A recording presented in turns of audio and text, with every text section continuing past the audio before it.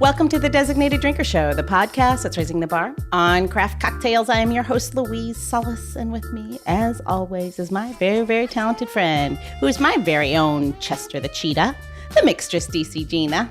Hey, that rhymed. I like that, but who the hell is Chester? Chester the Cheetah? Yeah. Oh, this is going to be good. This is going to be good because I have a little test for you today because I want to see. I already failed. I want to see how well you know the world I come from. I'm not talking about Mars, I'm talking about advertising. So here we go. Love the fact that I just stumped you already. Here we go. So I'm going to say the name of a famous icon. Okay. And you're going to tell me the brand. All right? Okay. The first few are very easy. Okay. Colonel Sanders. Kentucky Fried Chicken. Tony the Tiger. Frosted Flakes. Because he's great. Yeah. And this one's really easy. Mr. Peanut, and who, after 104 years of service, he was killed off. It's that peanut company with the blue label. Planters. Planters, yeah, that's it. It's got a blue label, right? It does. Okay. It does. Okay, and this is the only woman in this quiz. Flo. From the diner show, Mel's Diner. I don't know who. Because this is about commercials, so it would be Progressive. Oh, yeah. I didn't know she had a name. I know who you're talking about now. Good. Yeah. It's on her name tag, okay. Right? Yeah. It is. Sorry. Okay, and then this one. I liked Mel's Diner. I did. Okay, and I'm trying to think what Flo used to say. So Kiss my grits. Jesus Christ. That's what it was. I'm trying to stay on script and think about that at the same time. I can't do those things. Okay, so, and then this one, I'm going to give you the slogan that the character said. And hint, it's not Santa. Okay. Ho, ho, ho. Green Giant. There you go. His first name was Jolly. And now these two are a little harder. You're doing pretty good considering you got the first one. Who's you the failed first on the first one. Oh, whatever. So Rich Uncle Pennybags. Oh my God, he's from Monopoly. Not a food. Monopoly. Good job. And he's also known as Mr. crushed Monopoly. That game. I'm sure you do. I have no doubt I'm from that New you York. do. That's You we don't. live and breathe that, and you played with real money. Move on. All right. This one might be the hardest. Yeah. Poppin' Fresh. I want to say Pillsbury. Good job. Is That's that exactly right? who it is. It's Pillsbury Doughboy. So who's Chester the Cheetah? I've got one more. Okay, Chester the Cheetah is from Cheetos. Oh, I know what those things are. They're orange, right? Yeah. I don't like potato That's chips. why I did this. Cheetos. Yeah, I don't. Yeah, All okay, right. good. Okay, so this one is the last one. And it's a little different because it's not actually a name. It's more of a title, if you will. He's the most interesting man in the world. Oh, God damn it, for the liquor, right? The liquor company? No, beer, Almost. beer. Fuck, Neil would know his name. I don't know his name. What's his name? Well, it's not, he doesn't, that's only he has a title. He actually doesn't have a character. What's the beer? Have a name. What's the actor the beer? Does. Dos Equis. God, so You annoying. were so close. I You know. should've If had Neil one. was That here was right the now, one that I he'd be thought like, you would have all had. about it. Damn it. You did pretty good, though. You got a solid B on that test. Yeah. That was pretty good. All right. Pretty good. So, What are you going to do? speaking of real characters who hail from the world of advertising, brings me to today's designated drinker. Please welcome the CEO and founder of the Free Spirits Company, Milan Martin. Hello. Welcome to the show, Milan. Hey, thanks for having me. Did you have all those? I did. I was, the Uncle Money honey caught me for a Penny bags. second penny bags, but I eventually got it. Yeah. Did you know who Chester the Cheetah was? Yeah. I mean, my whole face was scrunched up when you didn't know who Chester the Cheetah was. It's easy being cheesy, man. Exactly. I didn't think I knew his name. But I don't know. In New York, I didn't eat Cheetos in New York. Didn't you eat Wise Puff? That's what we ate. I don't know. Yeah. I'm from Philly and, spent 15 years in New York. We had, we had Cheetos. Cheetos are a thing. Yeah. No, but Wise Puffs were everywhere because Wise is like a big thing in that market, right? Yeah. That's true. Give me a little credit here. I don't know. So Mila and I come from the advertising world. That's why you got to test. It really wasn't just where I'm from. It's also where Milan spent many, many a years. Well, I have a test for both of you. We're going to go over brioche recipes, and you're going to tell me when you beat the egg in and when you tarred the dough. Yeah, fair enough. Touche. Yeah. I already failed. I don't even know what you mean, tar the dough. I don't even know what brioche is. That sounds fancy, though. All right, let's get this show back on the rails, shall we? Mylan, please tell us what is inside a bottle of free spirits. So free spirits is crafted to mimic the flavors of the spirits you already know.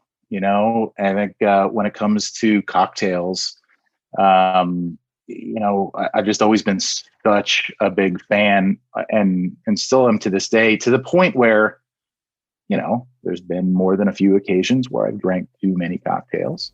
No, and you don't say. I do say. And I look back on every time that I drank too many cocktails, and there was never a time where you're just kind of going, God, I want alcohol. I mean, short of being a, silly college kid where you're just, out there just to drink in large quantities, but, became a professional in advertising in New York and in London and here in California. And there was just so many times where, I had way too many cocktails, way too much alcohol, and 99.9 times out of 100, it was fine. But there was that, fraction of a percent where you're like, oh yeah, okay, that was out of character, or, whatever those things are that you look back and you're like, oh man.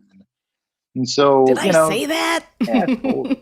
And I just kind of realized at the end of the day, like, cocktails are rad, man. Like, I love a great cocktail. When you're at a fancy place, or even not a fancy place, and somebody goes, hey man, like, you want another cocktail? Your glass is empty. You're like, yeah, of course I want another cocktail. There's, because when you say no, usually that signifies like the night's over, or I don't know, I'm going to switch to seltzer.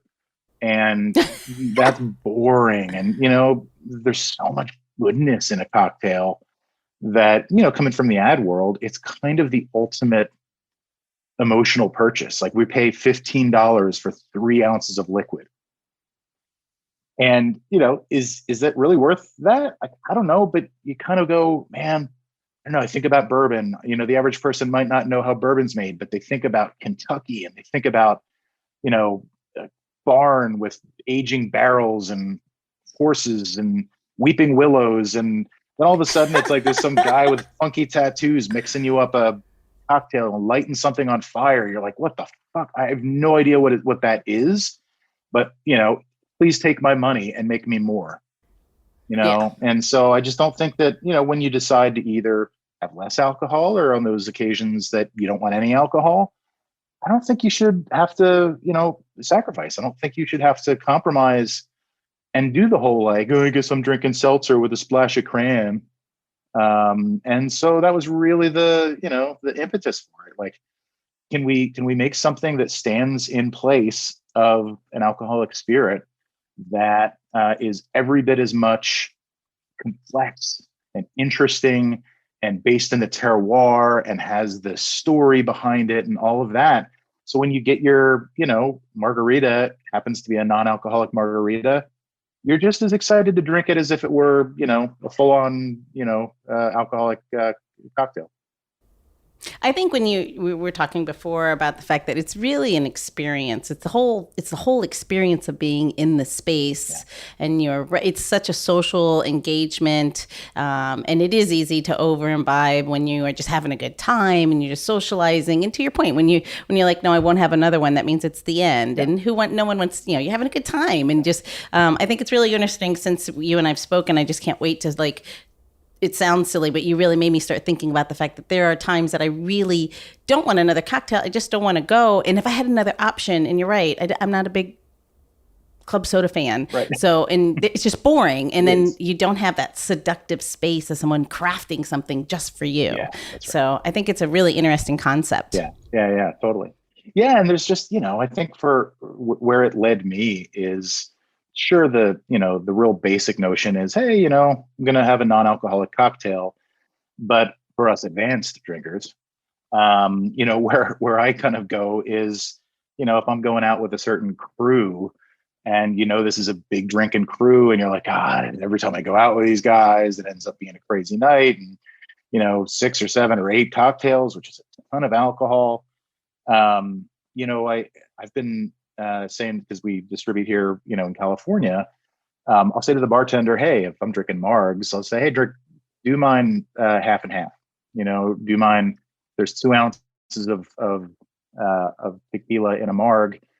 Do it 1 ounce tequila, 1 ounce of ours, which is the spirit of tequila, and I can still have 8 cocktails, but I'm only having 4 cocktails worth of alcohol. That's great. Yeah, that totally makes sense. I think it's a great option. Sorry, it's my first time opening these. I'm really excited. Oh, good. Yeah. Yeah. I'm like... They are hard to open, though. It was funny as I was watching you try to open that. That's exactly the experience I had. And I was like, I didn't want it to go everywhere. Dude, I was on a video, on an Instagram live the other day. So full disclosure, some of our bottles were fitted with corks that were just like, a tenth of a millimeter too big. And so they're a little hard to get off. They call it growing pains. But I was on an Instagram live with somebody the other day, and they didn't kind of pre-plan, and I didn't tell them about it. And so they're just sitting there for it derailed the entire thing. She could not get the bottle open. And, you try to do the small talk until she does, and she's getting wrenches out and all kinds of crazy crap. And, right after that, I'm like, God damn it, I just solved this cork issue. I get it. I have to tell you, right off the jump, though, that gin smells like gin, which is crazy. Yeah. That juniper-y smell. I love your idea of why you wanted to do it, but I feel like the process of making this has to be insanity, because, it's so easy to fall in a realm where you're going to make it taste chemically. And if you cook it, you're going to get natural yeast that's just on, say, juniper berries or whatever, that's going to make it alcoholic. Yeah. So describe that. Can you describe that before we taste it? Or let's taste one and then describe a process. Because this is amazing that you did this. No, it's basically the exact opposite of the way a traditional spirit would be made. I call it, distillate reconstruction, because you're basically putting things back together as opposed to taking them apart. So distillation, as you guys know, you're taking away, right? You're taking away the impurities. And, for us, what we'll do is we'll start from the end in mind, and we'll go, all right, what are the 15 or 20 characteristics of a great bourbon or a great gin? And, with a gin, for example, you guys are smelling the gin. There's cardamom, and there's citrus, and obviously juniper, and there's, 10 or 15 other notes in there. And so what we need to do is actually source those ingredients, source juniper, source cardamom and citrus and all of that. And then obviously, what you need to do is then reverse out from that and distill each one of those flavors into, a natural flavor that can be used, to make a product like this. And so we kind of put it back together, which is really hard, man. I think when I first started the company, I think we started in January of last year. I'm like, this will take us a couple months to crack. It took us the better part of the year, because, it's really hard to crack those flavor profiles. Bourbon is so complex. And, we actually did our first release of bourbon. Once it hit market, there's people that really liked it and there's people that didn't. I didn't think we did a great job with it. And so we did another version of it. We did a re-release of it that I think we got right this time. I think you guys have the new stuff. And, it's all iterative. We kind of try to run this thing like the software guys do. Is it done? I don't know. Maybe tomorrow you're going to have a new feature on your iPhone. It's always going to kind of update. So I think we know that it's hard enough that we're never going to get it totally right, but hopefully, a little bit better every single day. Wait, can I ask you a question? Yeah. How did you create that slow burn on the back of the gin? Yeah. So a couple of years ago, I quit drinking for like a month, which is the longest I've ever gone without drinking alcohol. And I would try to fool myself. I'd get a really nice glass and a really nice, big chunk of ice. And I'd put seltzer water and, like I said, a splash of cran or something in there. And I'd go sit down in front of the TV or on the back deck. And I'd kind of prepare, I'd kind of tuck in, and you sipped it. And it was wildly disappointing. It just flat out sucked. And the reason that it sucked is, well, there's a bunch of reasons it sucked. But the reason it sucked by and large is that, one of the things that makes a cocktail, in my opinion, great and an experience is the slow drinking burn that ethanol alcohol delivers, right? It's like you're not guzzling your cocktails for a bunch of reasons, but not least of which is, you have it, you have a sip, you feel that nice warm burn, in your palate, down your chest, and then you kind of experience that. You sit on it for a little while, and then you go back for another sip. And without that, it's just not the same. And so, it's impossible to completely replicate the burn of alcohol, the burn of ethanol without ethanol. But I think we've gotten as close as can be, which basically it's a concoction of, a bunch of different kinds of oil extracts, of pepper oil extracts. And so it's, the essence of black pepper, really, really cleaned up and distilled. But ultimately that delivers, you'll notice it's a different kind of burn, but it's, it mimics that burn that you would kind of get with a cocktail. So it's a slow drinking kind of a thing.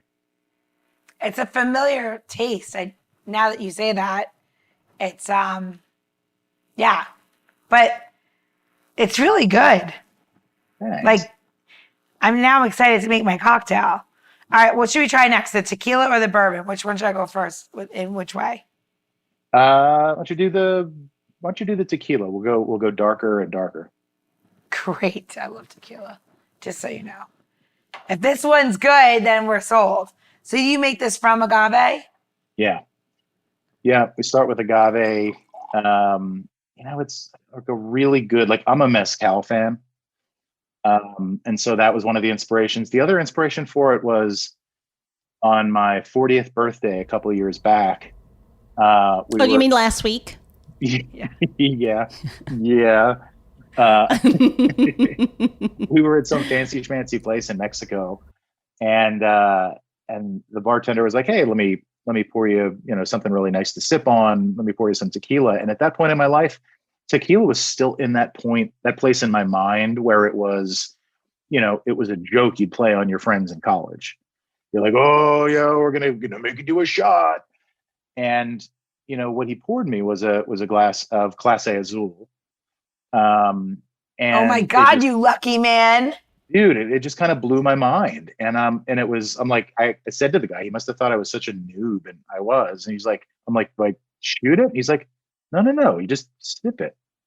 I'm like, you sip tequila? That sounds, anyway, so you sip it and you're like, oh, gosh, man, like the oakiness and vanilla and all of that good stuff coming through. And so, for me, that was one of the big inspirations, like a really nice reposado, or añejo just, was one of the inspirations for this as well. Clase Azul is one of my absolute favorite tequilas. Is it? Delish. Yeah. Yeah. I can't afford it all the time, but it's delicious. I know. Es muy expensivo. Even in Mexico. That's as far as I get with Spanish. I think You're further along than I am.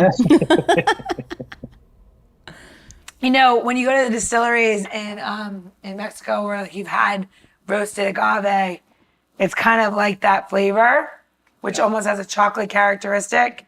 And it's so funny because like as soon as I tasted it, I hit like I've eaten so much of the agave, like when we went to Jalisco and stuff in different distilleries where they're like, taste my agave, drink my juice, try the juice. Yeah. For me, it tastes like the juice a lot more than anything else. Oh, interesting. Yeah. Yeah, and like that's like the flavor I'm at least tasting, where it's almost giving you those hints of before you distill it, like the chocolate notes. Yeah. It's Interesting. Yeah, and I mean, at the end of the day, I think the objective or the reason this stuff is made is it's really to make cocktails. And so, you know, sure, you can sip it and eat, but it's not really what it's made for. It's so the way we kind of created these things was to sit in place, to sit in that space in the cocktail where where the spirit would normally sit. Yeah. All right, I'm going to the bourbon next. All right, I'm right there with you. Already opened it. All right. So this is our. Ooh, that smells wonderful. So this is our new release of the bourbon, and it's a total labor of love, man. Like it was, like I said, at first, the V1 was fine, I think. This one I'm genuinely proud of. There is a caramel, like a crazy caramel toffee flavor right up front, and you smell like your drink and smell at the same time, and then it goes away very quickly because then the heat comes on. Yeah. There's a couple of other brands that make a bourbon, and some of them you just use some artificial sweeteners and some things that just leave that sticky taste in your mouth. And I just wanted this thing to be really clean. So I think that it's very much intended to be kind of a really great bourbon aged in those barrels that just really sucks up the oakiness and kind of that burnt caramel kind of a thing. And there is if you're like as I'm sure you are, Gina, a follower of the space, there is a pretty noticeable difference between a whiskey and a bourbon. And I just think bourbons are just so much more interesting. And so we really just kind of followed that flavor profile. That when you sip another sip of it straight, and I'm sure it's going to be different when we drink it, the heat intensifies very quickly. Yeah. And then you have there was another flavor and I can't put my finger on what it is. It's like this toffee vanilla. And then there's something. I get a little raisin. Yeah, there's something else I've tasted before, and I can't tell. Is it a date? Is it a fig or a raisin? There's something else in there that I can't get. I think you're right. I think it's a date. Now that you said that with that second, I get a date. Oh, just falling all over the place. Yeah, I got date. Now that you say that, or something like this that. This is one of our most complex, man. There's so much in it and it's just like. I don't know are there dates in it? We need to know. There are no dates in it, but it's like so many other things where, there's so many, little other things that won't come together to form something totally new. It's like, have you ever seen that movie, Ratatouille?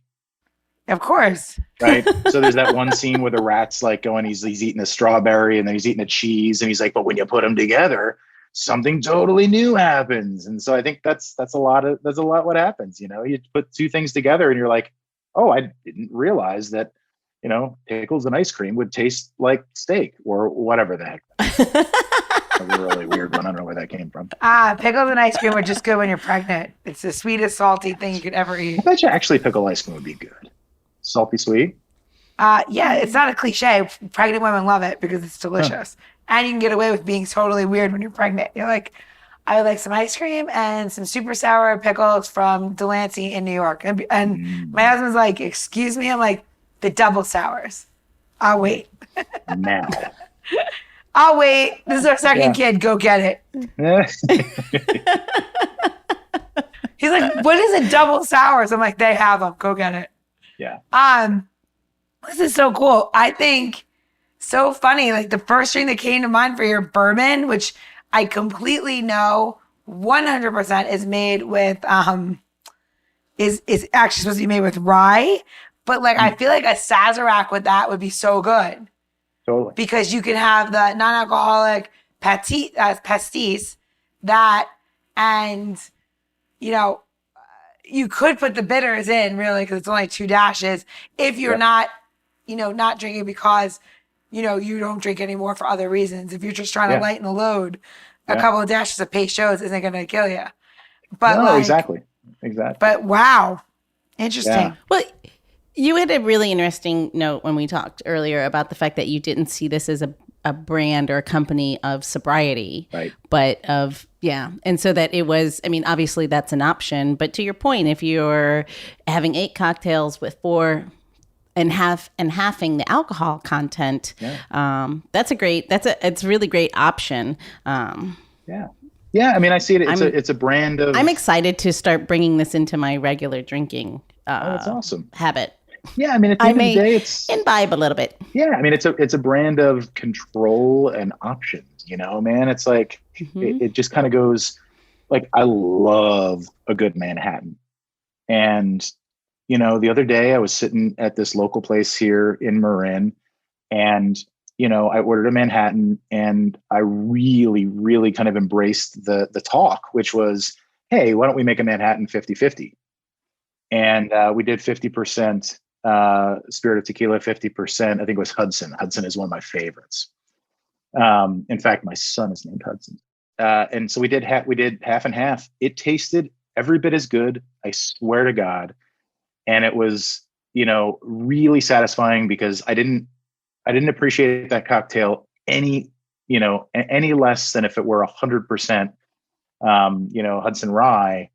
But I could have more than 1 or 2 without getting absolutely crushed at 4 o'clock on a Thursday. I want to try making a cocktail. Can we do that? Is that okay? Yeah. Yeah?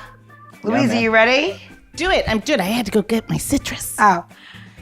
All right. So I, first of all, love this idea of cutting it half and half. When you say 50-50, like in my world, it's always changing it to 50% vermouth, 50% the alcohol. Yeah. But I love this idea of lightening the load. And I feel like that's what I might even call it on the menu, lighten the load. Yeah. Anyway, so I gave everybody a little guideline where you're going to use raspberries, spirit of your choice, lime, strong green tea, simple, and then we're going to shake it and garnish it, right? I personally think I was going to do the gin. And then I'm like, okay, I'm going to do the bourbon. Do it. What are you going to use, Louise? I'm going to stick with I'm going to go tequila because that's always my route. And let's see what happens. Okay.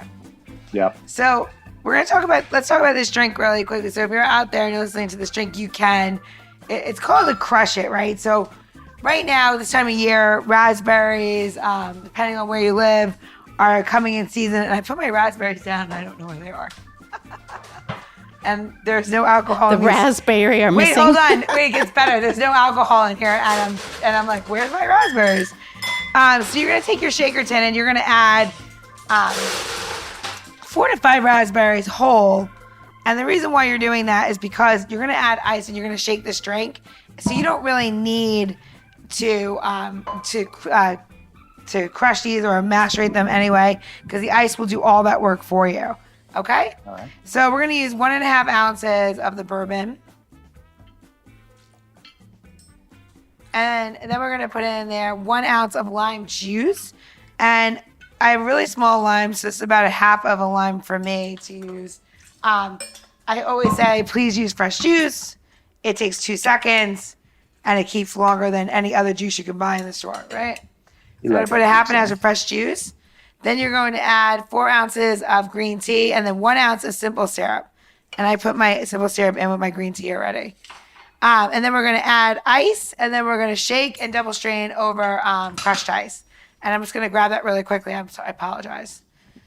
I got poured into the conversation. Green tea from my coffee cup, which that was not very elegant. Spilled everywhere. Good thing you're at home. Yeah. And it's a podcast. No one can see. Yeah. Damn, I outed myself. It's okay. Okay. I made a giant mess that I will have to clean up after, and that's fine.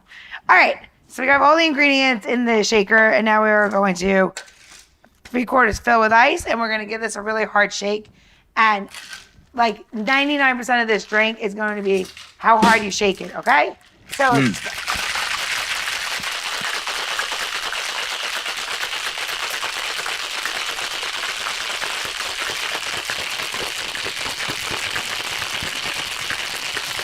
Can you write your name on your tin? Is that a thing? It's a thing. Can you write your name in ice? Yeah. Does that mean it's Put done? Islands on mine. That means it's done. Oh. That way you know it's cold enough. And if you should have on the top of yours a nice froth. Oh, yeah. Look at that, Gina. Let me see. Little seeds in mine, too. Beautiful. I love it. Good job. So you have the seeds in yours, and that's why we say that you should double strain this cocktail, meaning that you should use a cone strainer and I have to go grab that too, and your regular strainer so I can demo that. Jeez, Gina. Hey. Is it with your raspberries? No, I don't know you know what it is? I redid my drawers and I don't know where I put anything. So you can't find anything in your drawers? Like I know, right? With it Ooh, as a look at that. Oh, it likes glass. You know what? I'll just use the giant one and look like an idiot. Okay, done. Fine. Whatever. No one can see it anyway. I'm using a giant kitchen strainer now. But it's still gonna work. So we're gonna pour that in. It's got a really pretty color. It is pretty. It's beautiful. I can't see anything through it. I feel like I'm in Magic Garden. And I can see Louise. I can see. Okay. Anyway, now we're gonna garnish our cocktail and a couple whole raspberries on top. I like to keep it odd, so I always put like 3. And then if you have like a piece of mint, or if you want to put a little wheel of lime for green, you can. But honestly, it's kind of gorgeous just the way it is, so you don't really need much more. Yeah. And now you have it. It's a little crush cocktail for fun. Cheers. Ooh, Louise, good job. Cheers, everybody. Cheers. I like it. What did you use?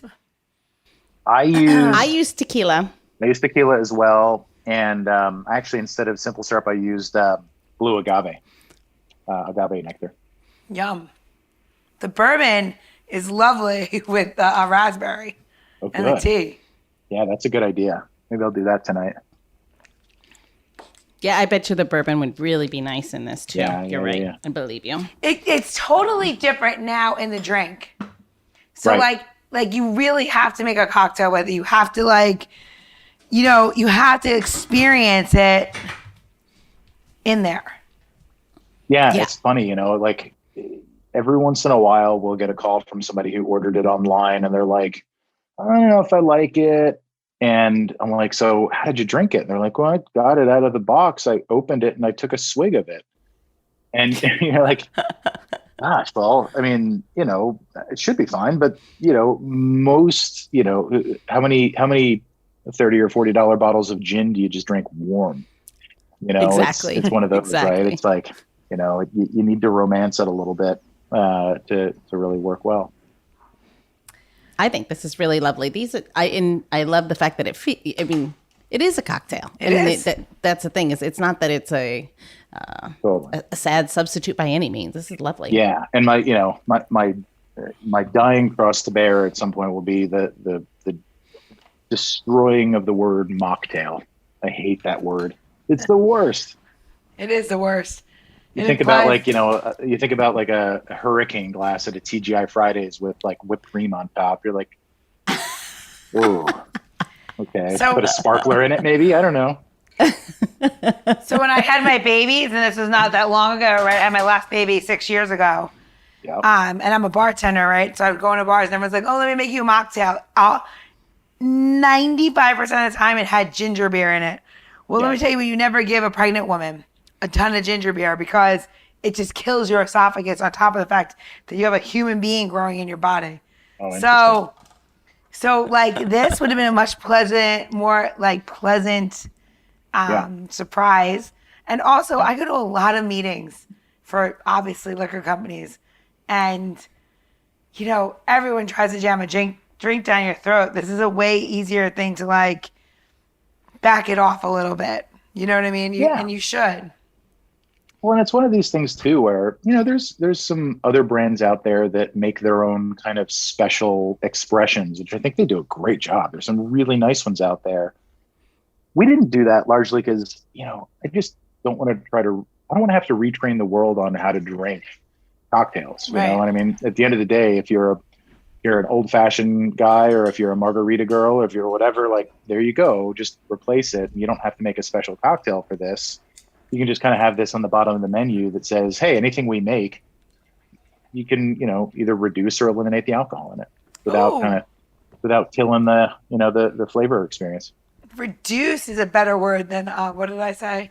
I don't even know when I said something crazy. Reduce makes more sense.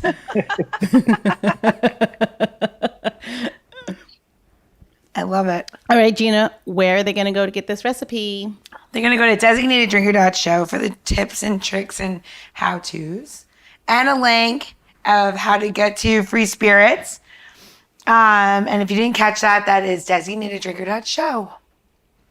Awesome. And the other thing is, if you're listening on your smartphone, all you do is swipe up, and the links will be in the episode notes as well. So there's no reason why you can't get this. That's right. Beautiful. Okay. Well, I feel like... It's all you? Feel like in this, in the spirit of free spirits, and I had a different thing, but now I'm going to change it. So... if you listened to our show before, this is how we know you listened or you haven't listened. There's a final question where we say to you, or I say, I am going to ask you. I ask. She has a mouse in her pocket. I know. What is happening to me today? So in this day and age, everybody identifies themselves with, a different spirit animal. And they're like, I really identify myself with a pelican because they are, they can encompass the entire sea and they only filter out what they need. And they are going to be very closed-mouthed or wide as it can be, right? If you can identify yourself with one spirit ingredient, so it can be for food or for drink, and you can tell me why you're like that. So if you identify yourself with, I don't know, lettuce, whatever. What is your ingredient? Tell me. I'm going to go with salt. Oh, what kind of salt? I like that big, crunchy table salt that I don't know whether it's just a getting older thing, but I am, for me, like, salt is kind of the essential ingredient to anything I eat these days. Like, not in like a old gnarly, like iodized salt kind of like, pouring it on like with the girl with the umbrella kind of way. But like it's, the way we use it actually is like really, really flavorful, smoked salt and different flavors and expressions of it, which is really cool. And there's one brand of salt that we use, I can't remember the name of it, but it's actually, it's sea salt. And so it's got some nice crunch to it, and it adds a real nice texture as well. I love that answer. So you're saying you're just a little crunchy and a lot salty? Yeah. That's what life in advertising will do to you. Well, yeah, that's exactly. A little crunchy, that's my California side, and a little salty, that's my New York side. I like that. That's perfect. Yes. Well, on that note, cheers. It has been to you a guys. Pleasure. Very nice to spend time with you guys. Thank you. This is amazing, wonderful product. So thanks for coming on the show. Thank you for having me, guys. And thanks for helping us learn how to reduce our alcohol intake. Love it. Cheers. The Designated Drinker Show is produced by Missing Link, a podcast media company that is dedicated to connecting people to intelligent, engaging, and informative content. Also in the Missing Link lineup of podcasts is Rodger That, a podcast dedicated to guiding you through the haze of dementia, led by skilled caregivers Bobbi and Mike Carducci. Now, if you're looking for a whole new way to enjoy the theater, check out Between Acts, an immersive audio theater podcast experience. Each episode takes you on a spellbinding journey through the works of newfound playwrights, from dramas to comedies and everything in between. Find Missing Link's League of Podcasts on Apple Podcasts, Spotify, or wherever you find your podcasts. Please don't forget to subscribe, download, and review the shows. Your review helps our shows reach new audiences. To find out more about Missing Link, visit missinglink.company. That's missinglink.company.